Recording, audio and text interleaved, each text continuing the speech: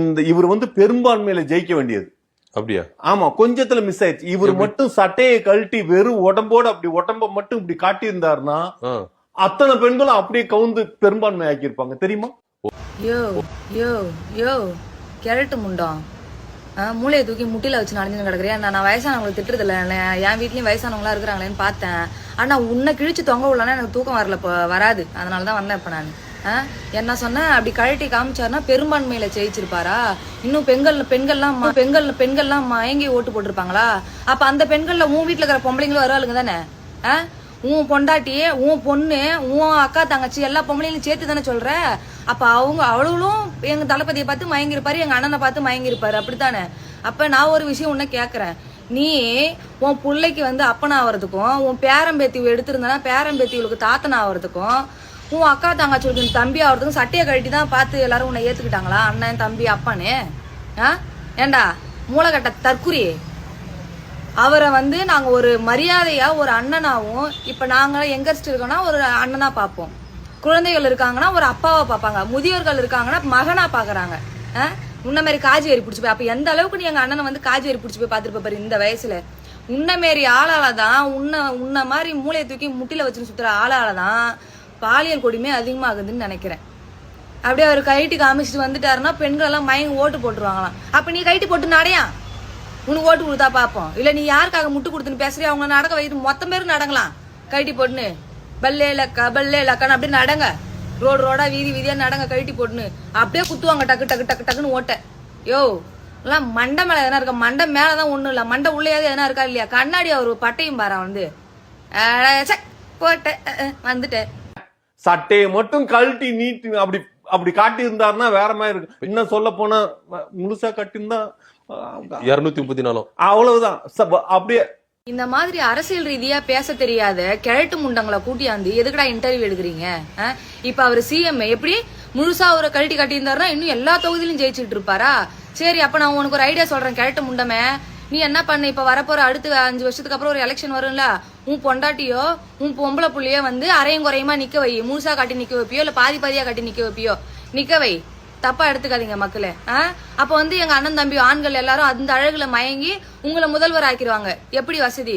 சூப்பரா இருக்கல டிப்ஸ். அடுத்த டைம் இதை நீங்க ஃபாலோ பண்ணி உன் பொண்டாட்டியோ உன் புள்ளையோ பொம்பளை புள்ளையோ இறக்கி நிக்க வைடா.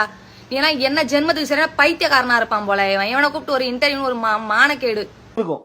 என்ன நீங்க சாதாரண உடம்பா இதெல்லாம்? அதெல்லாம் சாதாரண உடம்பா? நீங்க பாத்திருக்கீங்களா படத்துல எல்லாம்? எப்படி இருக்கும் தெரியுமா?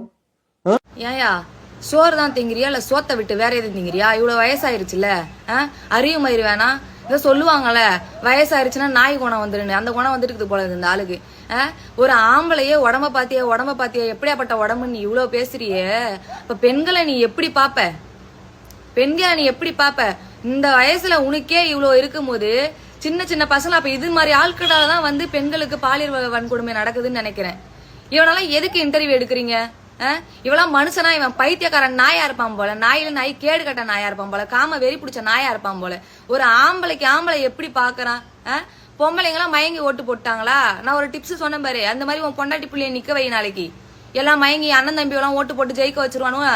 உன் பொண்டாட்டியோ உன் பொம்பளை புள்ளியோ நாளைக்கு முதல்வர் ஆயிடலாம் பாரு. அட மானங்கட்ட ஈனங்கட்ட ஜென்மமே, நீ எல்லாம் எதுக்கு கடக்காது? மூஞ்சி அது மோரக்கட்டையும் பாத்தியா? கண்ணாடி ஒரு கேடு.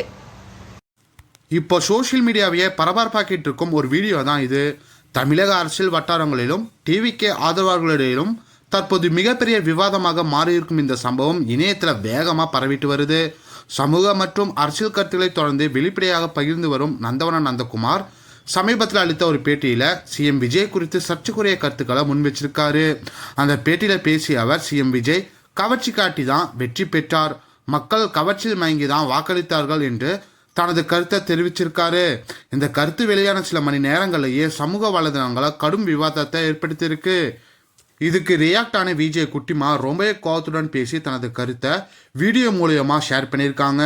இந்த வீடியோவில் நந்தவன நந்தகுமார் கூறிய கருத்துக்கு கடுமையான எதிர்ப்பை வெளிப்படுத்தியதாக சமூக வலைதளங்களில் பேசப்பட்டு வருது.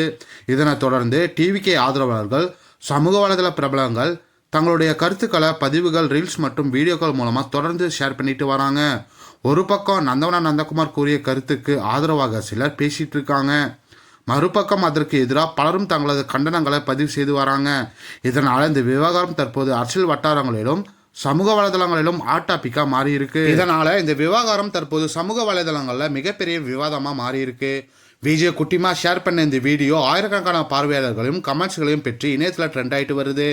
இந்த விவகாரம் குறித்து நீங்கள் என்ன நினைக்கிறீங்க? நந்தவனா நந்தகுமார் கூறியது சரியா அல்லது விஜய் குட்டிமாவின் ரியாக்ஷன் சரியா? உங்கள் கருத்துக்களை கமெண்ட் செக்ஷனில் சொல்லுங்கள்.